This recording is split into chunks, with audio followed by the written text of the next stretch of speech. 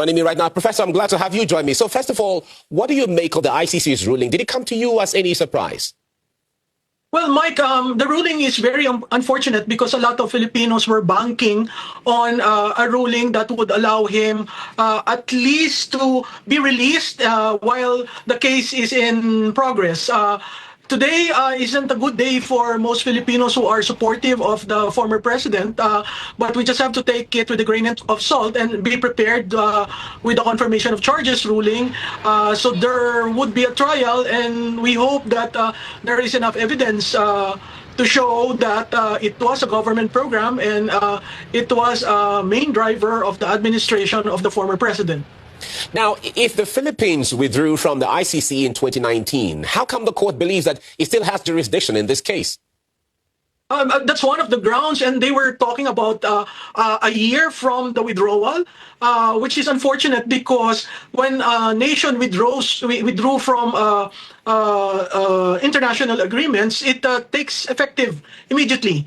And initially, the grounds were we withdrew from the Roman Statute, as well as they were saying that the local courts were not working. If you monitor what's happening in the Philippines, the courts are alive, the courts are working, and there is no impediment to the delivery of justice in the country.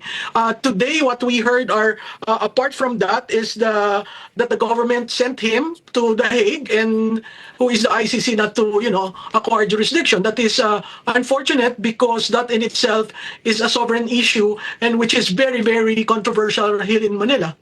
All right, Duterte was elected on a strong anti-drug platform, widely supported domestically at the time. So why is he being judged internationally for policies that many Filipinos supported at the time? That is the sovereignty angle. Who are foreigners to judge our president to be such?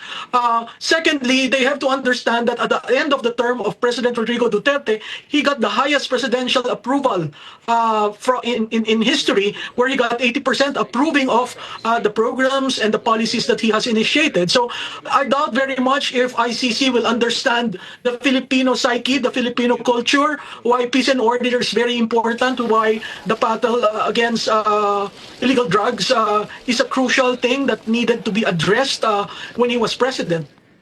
Now, what could be the reason behind the International Criminal Court's primary focus being heavily on leaders from developing countries and rarely to prosecute Western leaders, even when they are accused?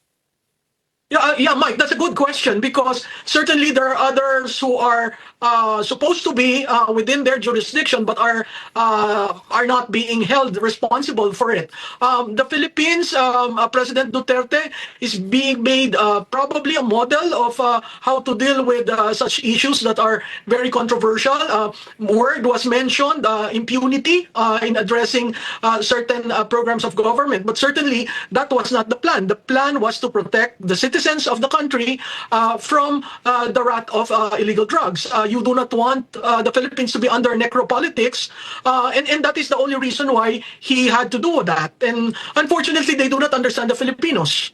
Now, can international human rights enforcement be seen as a form of neocolonial legal pressure, or is it a necessary safeguard against state abuse? What do you think? Well, it can be a necessary control for state abuse for so long as courts are not functioning. Our courts are functioning here. So it becomes now an issue of, the age-old tradition of neo-colonialists that kind of put down certain individuals, certain leaders, certain strong leaders who would want a different approach into the war on illegal drugs. Now, let me ask this. Where is the ICC's accountability for military actions by powerful Western nations that caused civilian deaths, like in the case of thousands dead in Lebanon, in Gaza, or the Minab school in Iran? No, Mike, the world is littered by so many things that ICC need to address, need to be into, not a program of government in the Philippines. Certainly, they cannot judge leader in accordance to their standards, because they haven't lived in the Philippines. They haven't seen what's happening to the Philippines. They haven't seen families being destroyed by illegal drugs. So it becomes now a tool of powerful interest groups to bring probably a model and just try certain leaders from Africa and Asia. I haven't seen any leaders from the Western democracy to be held accountable for their acts. And you mentioned several countries already, and that has been allowed to go simply because you are up against powerful interest groups.